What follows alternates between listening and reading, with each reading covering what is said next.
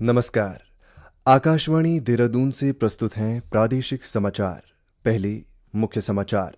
भारत ने 6 वर्षों में 12,000 लाख करोड़ रुपए के 65,000 करोड़ डिजिटल लेन देन दर्ज किए। मसूरी में राष्ट्रीय सुशासन केंद्र की ओर से श्रीलंका के वरिष्ठ सिविल सेवकों के लिए 11वां क्षमता निर्माण कार्यक्रम शुरू। प्रदेश में आपदा के दौरान महत्वपूर्ण भूमिका निभाएंगी आपदा सखी। पहले चरण में 1,557 महिलाओं को प्रशिक्षण दिया जाएगा और उत्तरकाशी, देहरादून, रुद्रप्रयाग, पिथौरागढ़ और बागेश्वर जिलों में आज कहीं कहीं भारी बारिश का येलो अलर्ट। प्रादेशिक समाचार के साथ मैं आशुतोष उनियाल और अब समाचार विस्तार से।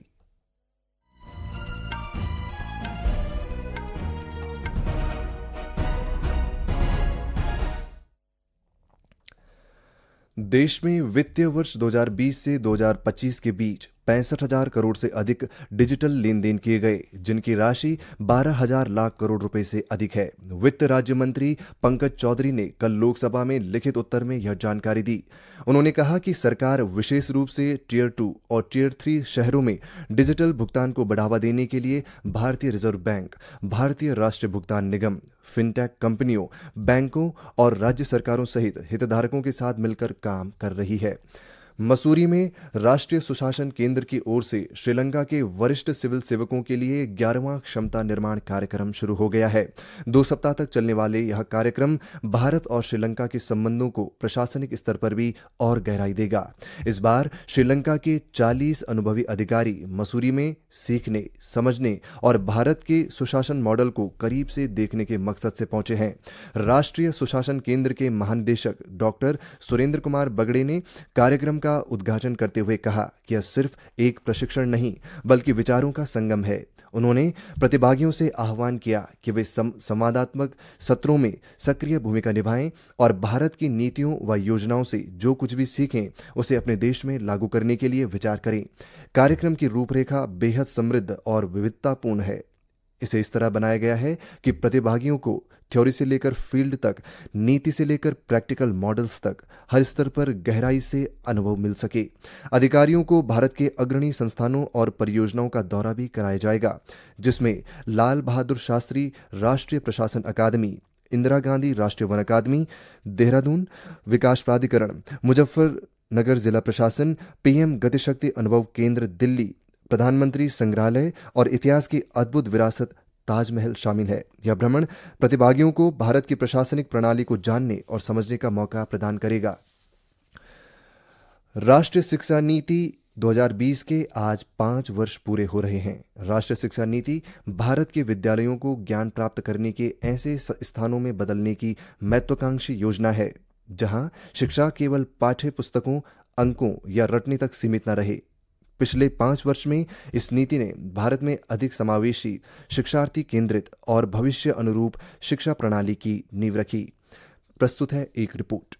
शिक्षा नीति 2020 का प्रभाव सार्थक सुधारों के माध्यम से सीखने के हर स्तर पर दिखाई दे रहा है। निपुण भारत और विद्या प्रवेश जैसी पहलों से लगभग 9 लाख विद्यालयों के 4 करोड़ से अधिक विद्यार्थी लाभान्वित हुए हैं। वहीं भारतीय सांकेतिक भाषा पर 1,000 से ज्यादा वीडियो और टॉकिंग बुक्स विकसित की गई हैं। 5+3+3+4 संरचना और स्कूली शिक्षा के लिए राष्ट्र पाठ्यचर्या की रूपरेखा 2023 अनुभवात्मक और योग्यता आधारित शिक्षा को बढ़ावा देती है। सीबीएसई बोर्ड परीक्षाओं में अब 50% योग्यता आधारित प्रश्न शामिल हैं और वहीं विद्यार्थी विषय का चुनाव 2 स्तरों पर कर सकते हैं। निष्ठा शिक्षक प्रशिक्षण कार्यक्रम के तहत 4 लाख से ज्यादा शिक्षकों को भी प्रशिक्षित किया गया है। बाल वाटिका, जादुई पिटारा और प्रशस्त ऐप जैसी अन्य पहलों ने बहुभाषी, समावेशी और समग्र शिक्षा को अधिक बढ़ावा दिया है। चाहे दिव्यांग और छात्राओं के लिए या भारतीय भाषाओं को बढ़ावा देने के लिए या क्षेत्रीय असमानताओं को कम करने के लिए राष्ट्रीय शिक्षा नीति 2020 एक ऐसी नीति का निर्माण कर रही है जहां प्रत्येक शिक्षार्थी को आगे बढ़ने का अवसर मिलता है।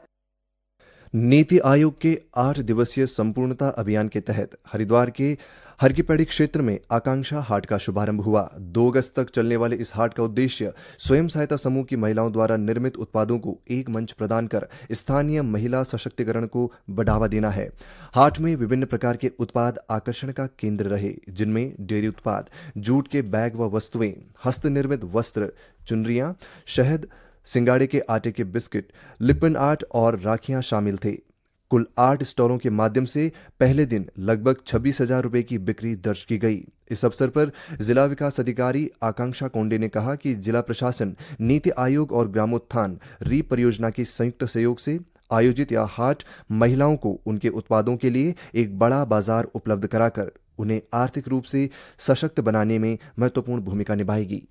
ये समाचार आकाशवाणी के देहरादून केंद्र से प्रसारित किए जा रहे हैं। ताज़ा समाचार के लिए आप हमारे सोशल मीडिया एक्स व Facebook page Akashvani news Uttarakhand को फॉलो कर सकते हैं। साथ ही ये समाचार हमारे YouTube channel Akashvani news Uttarakhand पर भी उपलब्ध हैं। प्रदेश में अब आपदा से निपटने के लिए महिलाएं भी सहयोग करेंगी। राज्य आपदा प्रबंधन प्राधिकरण ने स्वयं सहायता समूह से जुड़ी महिलाओं को आपदा सखी के रूप में प्रशिक्षित करने का निर्णय लिया है। आपदा प्रबंधन सचिव विनोद कुमार सुमन ने बताया कि प्रदेश में करीब 65,000 स्वयं सहायता समूह से लगभग 5 लाख महिलाएं जुड़ी हैं। पहले चरण में 1,557 महिलाओं को प्रशिक्षण दिया जाएगा। यह महिलाएं गांव में आपदा के समय प्राथमिक राहत कार्यों में सहयोग करेंगी और अन्य लोगों को भी प्रशिक्षित करेंगी। विभाग का मानना है कि आपदा की स्थिति में जब तक सरकारी टीमें पहुंचे तब तक स्थानीय महिलाएं राहत व बचाव कार्य शुरू कर सकें। यह अभियान स्कूलों में भी चलाया जाएगा ताकि भविष्य की पीढ़ी भी आपदा के लिए तैयार हो सके। 60,000 के आसपास स्वयं सहायता समूह हैं, जिसमें से लगभग 5 लाख मेंबर्स या परिवार जुड़े हुए हैं। तो हम लोगों ने एक ये सोचा कि अगर हम इनको ट्रेनिंग दे दें तो इसके माध्यम से हम 5 लाख परिवार तक पहुंचाएंगे सीधे सीधे, और जिस परिवार में जानकारी बखूबी होगी वो आपदा से अपना बचाव कर सकेगा। तो इस कॉन्सेप्ट को ध्यान में रखते हुए हम 65,000 लोगों में से कुछ लोगों को मास्टर ट्रेनर बनाएंगे और उनके माध्यम से हम जो आपदा के जो ग्रुप के लोग हैं, जो स्वयं सहायता समूह के लोग हैं, उनको हम ट्रेन करेंगे और उनके माध्यम से फिर समूह के सभी लोगों को ट्रेन करेंगे। फिर वो बाकी अपने परिवार में और बाकी जगह ट्रेनिंग करेंगे। मौसम विभाग ने आज उत्तरकाशी, देहरादून, रुद्रप्रयाग, पिथौरागढ़ और बागेश्वर जिलों में कहीं कहीं भारी बारिश का येलो अलर्ट जारी किया है। इस अवधि में प्रदेश के सभी जिलों में कहीं कहीं गर्जन के साथ आकाशीय बिजली चमकने और तीव्र से अति तीव्र दौर की बारिश का येलो अलर्ट भी जारी किया गया है। राज्य में सभी जिलों के अधिकांश स्थानों पर हल्की से मध्यम बारिश की संभावना है। इसी बीच बारिश की चेतावनी के चलते अल्मोड़ा, बागेश्वर, चमोली, देहरादून, हरिद्वार, पौड़ी, नैनीताल, पिथौरागढ़, रुद्रप्रयाग, टिहरी और उत्तरकाशी जिलों में निम्न से मध्यम स्तर तक बाढ़ की आशंका जताई गई है। इसे ध्यान में रखते हुए राज्य आपातकालीन परिचालन केंद्र देहरादून ने इन सभी जिलाधिकारियों को अपने अपने क्षेत्रों में सतर्कता बरतने की सलाह दी है। वहीं राजधानी देहरादून सहित प्रदेश के अधिकांश हिस्सों में रुक रुक कर बारिश का दौर जारी है। देहरादून में साइबर ठगों ने राष्ट्रीय खेल पुरस्कार के नाम पर एक बड़ा ऑनलाइन फर्जीवाड़ा किया है। भारतीय और अंतर्राष्ट्रीय खेल पुरस्कार 2025 के नाम से बनाई गई इस फर्जी वेबसाइट में देश की नामचीन हस्तियों को पुरस्कार चयन समिति का सदस्य बताया गया है। इस वेबसाइट पर राष्ट्रीय पुरस्कार दिलाने का झांसा देकर खिलाड़ियों से आवेदन मंगवाए गए और क्यूआर कोड के जरिए डोनेशन के नाम पर पैसे वसूले गए। विशेष कार्यबल एसटीएफ के वरिष्ठ पुलिस अधीक्षक नवनीत सिंह भुल्लर ने बताया कि इस ठगी को गंभीर मानते हुए कार्रवाई शुरू कर दी गई है। साथ ही लोगों को आगाह किया गया है कि वो किसी भी लिंक पर क्लिक करने या पैसे भेजने से पहले उसकी प्रामाणिकता की पुष्टि करें। स्पोर्ट्स अवार्ड सिलेक्शन कमेटी करके एक वेबसाइट है और जो जानकारी प्राप्त हुई है कि ये फेक वेबसाइट है और इसमें माननीय राज्यपाल महोदय का फोटोग्राफ का गलत तरीके से उन्होंने इस्तेमाल करके उसमें उनको एग्जीक्यूटिव मेंबर बनाया गया है, जो कि गलत है। कुछ और वरिष्ठ पदों पे जो हमारे लोग हैं उनको भी उसमें उनके फोटोग्राफ्स लगे हुए हैं। इस संबंध में हमें जानकारी मिली थी तो एक एफआईआर रजिस्टर करी है और हमने देहरादून जिले को उसको ट्रांसफर किया है और वेबसाइट को डाउन करने के लिए इसमें हाईकोर्ट से पत्राचार किया है। तो इसमें विधिक कार्रवाई हम कर रहे हैं। जो जिसने भी ये बनाई है उसकी अरेस्टिंग की कार्रवाई अभी करी जाएगी विवेचना के बाद। अंत में मुख्य समाचार एक बार फिर।